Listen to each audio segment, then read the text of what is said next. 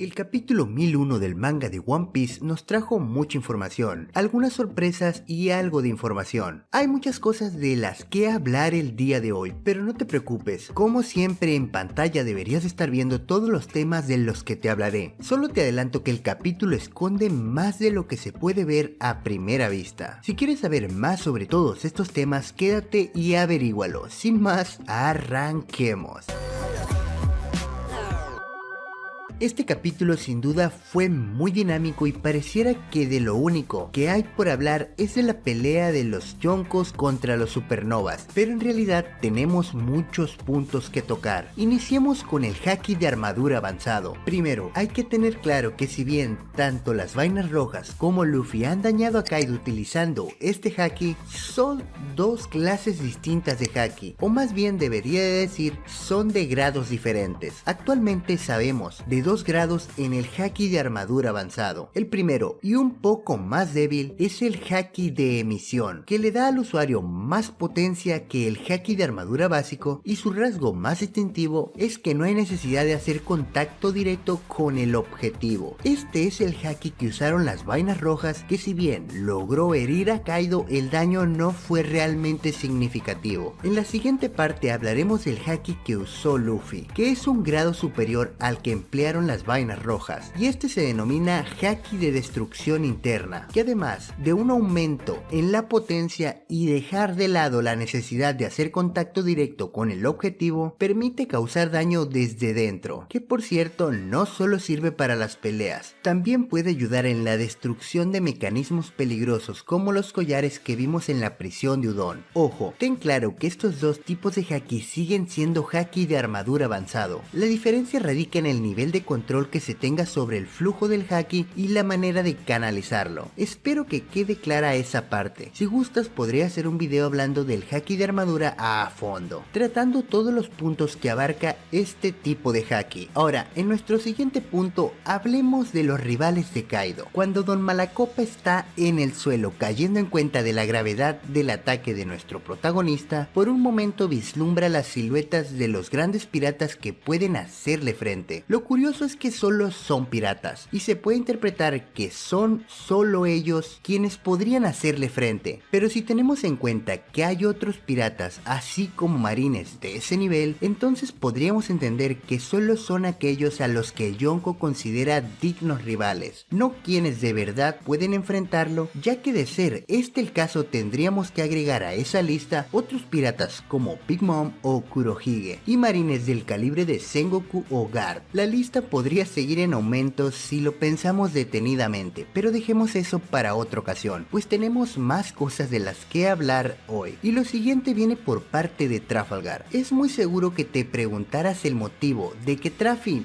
no usara una habilidad tan útil como el Chambles en contra de los emperadores. Déjame ponerte un ejemplo concreto de este capítulo. Cuando Kaido está por atacar a Luffy por segunda vez, el Dr. Supernova utiliza la habilidad para salvar a nuestro capitán, pero la pregunta es ¿por qué Trafalgar no cambió de lugar a Big Mom con Luffy, haciendo que Kaido golpeara a la Yonko? Para serte sincero, me lo he preguntado más de una vez. Creo que la respuesta la tenemos en Pond Hazard. Cuando Trafi carga a Chopper para llevarlo dentro de la base, la comida de reserva de los Mugiwaras le pregunta el motivo del por qué simplemente no usa la habilidad todo el tiempo, a lo que Trafalgar responde que es una habilidad que consume mucha energía, por lo que debe usarla sabiamente. Así que podemos especular que mover a los Yonkos consumiría mucha energía, lo que pasaría a convertirse en un problema de costo-beneficio, es decir, si vale la pena hacerlo. Ojo, que no solo esta técnica causa fatiga a Trafalgar, en realidad todas las habilidades de sus frutas causan fatiga en el usuario, como quien dice, si se le acaba la gasolina te deja tirado como un auto seco. No creo que haga falta que te recuerde que es más una deducción que nada. Después de todo, aún no tenemos una explicación oficial para esto, y dudo que Oda se tome la molestia de hacerlo. Siguiendo con el doctor, pasemos a esa escena de comedia que nos regaló Oda en este capítulo. Hay quienes piensan que Oda cometió un error al hacer que Law entre en este tipo de situaciones tontas, pues es un hecho que no pegan en nada con su personalidad, y si bien me gusta de darle palos a Oda cuando comete errores, este en realidad no creo que lo sea. Verás, es cierto que meter a Trafalgar en esta estas situaciones tiene sus puntos malos pero también los buenos. Del lado positivo tenemos que estos momentos cómicos, aunque no son habituales en el personaje, le dan dinamismo y lo hacen sentir más humano. Lo malo es que dañan la congruencia del personaje, pues pareciera que es algo que Trafalgar no haría nunca. En el balance general esto es bueno para Law. Además, no es la primera vez que tenemos esos momentos de comedia absurda con Trafalgar, así que no es un error por parte de Oda. Un movimiento arriesgado tal vez, pero al final es positivo. Dejemos al doctor de lado y pasemos con el espadachín peliverde. Con él tengo dos puntos a destacar en este capítulo. Poco después de que Zoro ataca a Kaido, dice que necesita liberar más poder con Enma. Aunque esto parece irrelevante, es un detalle más que Oda deja en el camino para preparar dos cosas. Primero, que Enma finalmente se convierta en una espada negra, y segundo, tal vez incluso más importante, que Zoro hiera de verdad a Kaido. No hablo de un corte superficial como el de las vainas rojas, sino algo más sustancial como el corte que recibió por parte de Oden. Claro que muchos creerán que es por puro guión, pero la verdad, Oda ha dejado muchos detalles para dar coherencia y congruencia a ese futuro hecho. Solo hace falta que releas el arco de Wano para que veas esos pequeños detalles que Oda vino colocando en el camino. El último punto con Zoro es cuando usa la técnica de Kinemon para cortar el fuego. El espadachín nos hace entender que la aprendió por su cuenta, algo que es muy similar a lo que hacen los babuinos que viven en la isla de Mihawk. Lo interesante es que Zoro parece haber captado esta habilidad de imitar, que era propia de los simios. En realidad no parece algo muy extraño, es solo algo de autoaprendizaje por imitación. Esto más que nada es una pequeña curiosidad. Ahora, supernovas contra yonkos, probablemente el tema central del capítulo, aunque en realidad deberíamos hablar más que nada de Kaido contra supernovas, ya que los dos emperadores solo están activos al mismo tiempo hasta el final del capítulo. En este capítulo pudimos ver más que nada el exceso de confianza del dragón, sobre todo cuando se expone abiertamente a recibir los ataques de todos los supernovas. Esta confianza le pasará factura a Kaido, y últimamente estoy pensando que en realidad no será por parte de Luffy, sino por su propia aliada Big Mom, pero de eso hablemos en otra ocasión. El punto en esto es que además del primer golpe de Luffy, que en realidad sucedió en el capítulo 1000, todos los ataques que recibe en este capítulo no parecen causarle gran daño, ni el ataque conjunto de Zoro y Killer, ni tampoco la seguidilla de ataques de los capitanes hieren de verdad al dragón. Para cerrar el capítulo tenemos a los supernovas en su máximo esplendor plantando cara a los yonkos, que también parecen haberse puesto serios. Lo que sí tenemos claro es que este capítulo solo fue el calentamiento para el inicio de la batalla que está por sacudir el nuevo mundo. Ahora, en esta parte también tenemos un interesante comentario por parte de Kaido, pues el yonko no solo dice que el ganador estará un par de pasos más cerca de convertirse en el rey de los piratas. Lo más interesante es que pretende quedarse con sus tesoros y, más importante, sus tripulaciones. Irónicamente, Kaido está tocando la escala inversa del dragón, es decir, eso que no debes tocar o haces enfurecer al dragón dormido. Por toda lógica, Luffy debería de dejar de lado todo calentamiento e ir con todo, o perderá a sus preciados nakamas. Recordemos que Big Mom tiene sus ojos puestos en nuestra hermosa arqueóloga, y por supuesto no podemos irnos sin tocar ese ataque de Kaido a Luffy al principio del capítulo. A ver, ese golpe con su kanabo no es nada nuevo. Lo interesante es que a pesar de que nuestro protagonista logra ver el futuro, Kaido es lo suficientemente rápido para que Luffy no sea capaz de evitarlo. Aunque no fue un golpe directo como lo ocasiona en Kuri, el golpe del emperador conectó y le hizo daño a nuestro protagonista, lo que hace evidente el aumento en la resistencia de Luffy, pues la ocasión anterior lo dejó fuera de circulación con ese mismo ataque. Sin duda que Esquivara tuvo gran mérito de esto, pero también su resistencia, pues por derecho debería de haber salido más afectado con ese ataque, así que este aumento en la resistencia puede ser una carta a favor para Luffy en esta batalla. Bien, creo que he tocado todos los temas que quería para el análisis, por lo menos ligeramente. Pretendo hablar más a fondo en el video por separado de alguno de ellos si tengo tiempo, sobre todo el tema del haki, del cual siento no viene mal un repaso. Por supuesto, déjame recordarte una vez más que la próxima semana no hay manga, así que no te desesperes que el próximo capítulo saldrá hasta finales de enero, pero el descanso no aplica significa en este canal, tendremos video con normalidad, así que date la vuelta para ver si hay algo nuevo en los próximos días. Una cosa más, quiero que tengas claro que este análisis es basado en mi manera de ver e interpretar el manga, por lo que eres libre de estar en desacuerdo y compartir tu propia opinión. Quién sabe, tal vez salga algo interesante. Te estaré leyendo en la sección de comentarios. Por cierto, si eres nuevo por acá, yo soy Thailand. Ya que has llegado hasta aquí, parece que te ha gustado el video, así que suscríbete para que no te pierdas más contenido como este. Y no te olvides de activar la campanita, así como todas las notificaciones para que YouTube te avise cada vez que haya un nuevo video. Puedes ayudar a que este canal crezca un poco más compartiendo. Y no te olvides de seguirme en mis otras redes sociales, encontrarás el link en la descripción. Ahora sí, terminado el spam, es hora de despedirnos. Por favor, cuídate mucho y nos vemos la próxima. Bye bye.